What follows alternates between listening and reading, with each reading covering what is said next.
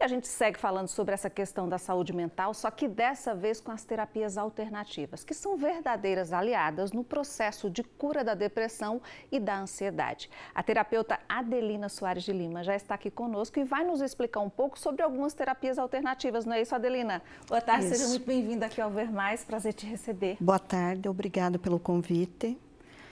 A gente que agradece por você ter vindo. As pessoas têm muitas dúvidas sobre essa questão da terapia alternativa. Terapias, na verdade, porque são muitas, né, Adelina? E cada vez mais se tem mais acesso a esse tipo de terapia e se coloca mais na vida da gente, né, das pessoas. Eu queria que você primeiro falasse sobre quais são os tipos que são considerados terapias alternativas. As terapias alternativas, elas estão nas PICs, que significa as alternativas do SUS. São em torno de 36. Sim. 36 alternativas que são usadas e são autorizadas pela Anvisa para ser utilizado nas pessoas. O que é alternativa? A alternativa é alter, é outra coisa. Ela já vem como uma outra proposta de colaborar com os tratamentos convencionais. Sim. Ela não propicia em si um diagnóstico. O diagnóstico sempre vai vir do médico. Do médico, do psicólogo, do psiquiatra. E aí vocês... Aí a gente complementa esse serviço. Muito bacana. E os benefícios são inúmeros, né, das terapias alternativas? Sim, porque um terapeuta holístico, ele tem que ver a pessoa de forma integral, de forma biológica, psicológica, espiritual e emocional. Então, você vai ter uma gama de técnicas para utilizar a teu favor para o paciente. Vale ressaltar que os cursos de pós-graduação são feitos para profissionais da saúde. Não é assim um cursinho de final de semana que dá o título de terapeuta holístico. É uma graduação com uma pós-graduação com estudo científico. Inclusive, a sua graduação é psicologia, não é isso? A minha graduação é psicologia, primeiramente na enfermagem. Aí depois eu fiz a pós-graduação na medicina tradicional chinesa, que é a acupuntura, a arte-terapia e a clínica. Você falou agora há pouco que se deve procurar as terapias alternativas quando se é encaminhado pelo psicólogo ou psiquiatra.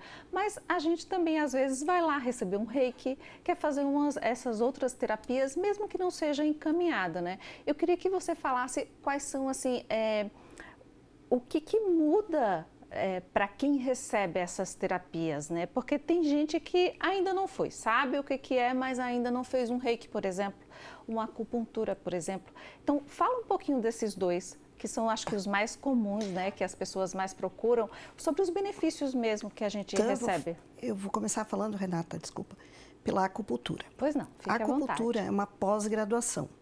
Os primeiros escritos sobre a acupuntura tem a data de mais ou menos 600 anos atrás, que foi o livro mais antigo, que é a Bíblia do acupunturista, é o Imperador Amarelo.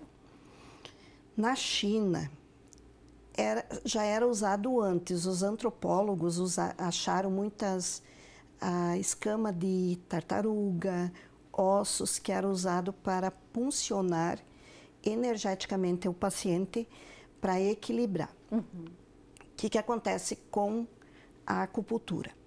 A acupuntura, ela basicamente é excesso de energia ou falta de energia em algum meridiano. Nós nunca vamos falar o órgão, nós falamos o meridiano, por onde passa a energia. Por exemplo, eu posso estar em desequilíbrio com uma dor muito grande gástrica.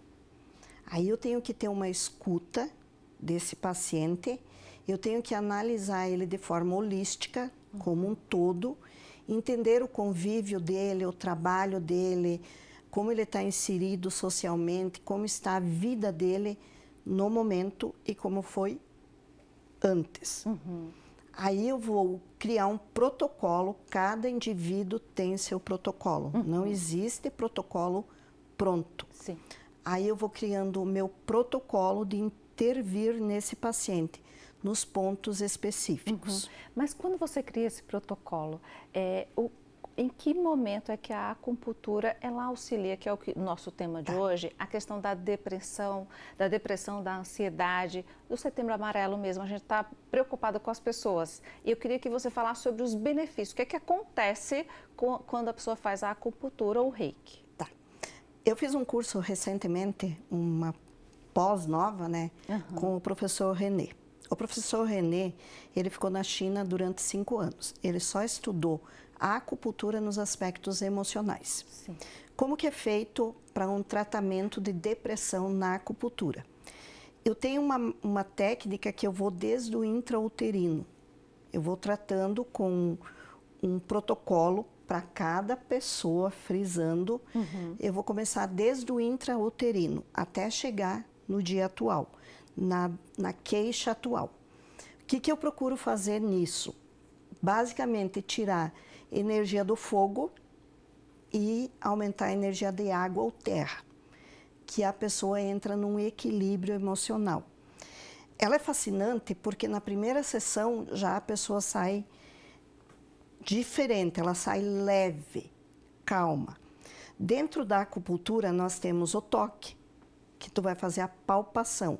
Na palpação, eu sempre brinco que as minhas mãos têm que falar com o corpo, muito mais do que a boca do paciente me fala.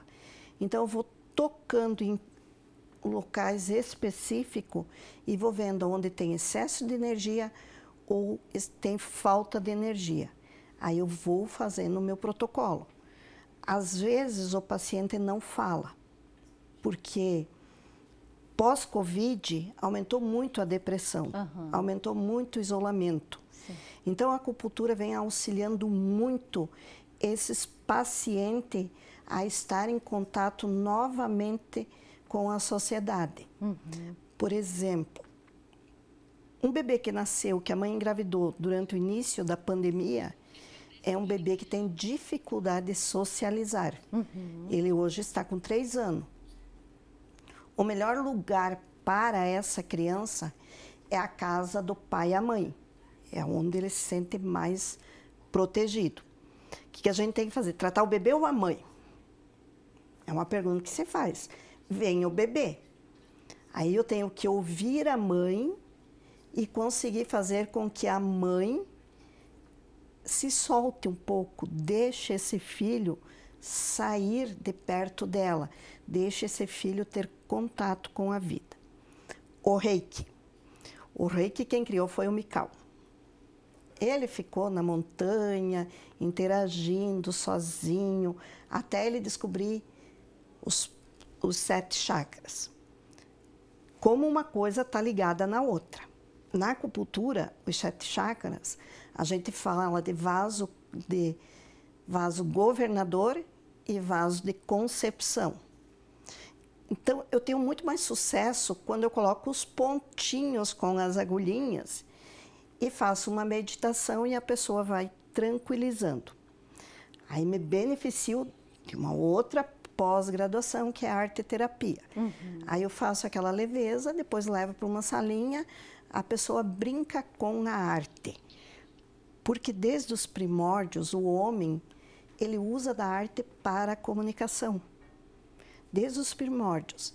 E no Brasil, nós temos uma pessoa que se usou muito disso para a saúde mental, para a depressão, para a ansiedade, para a esquizofrenia, como era naquele tempo tratados doenças mentais. Antigamente, um doente mental de depressão era trancado num hospital psiquiátrico. Hoje não. Hoje nem pode mais existir. Essa pessoa vai estar em convívio com a gente, no trabalho, no lazer, no convívio familiar. E a gente tem que se adaptar a essa nova realidade. A arte-terapia, que é outra técnica usada por mim, ela propicia que o paciente consiga mostrar o sentimento dele e, através do que ele me traz, ele mesmo vai se autoanalisando e vai melhorando. Por isso que uma técnica colabora com a outra. É, muito bacana. Adelina, eu te agradeço por ter vindo hoje aqui ao Ver Mais. Infelizmente, o nosso tempo terminou. Tá bom? Bom. Até uma próxima.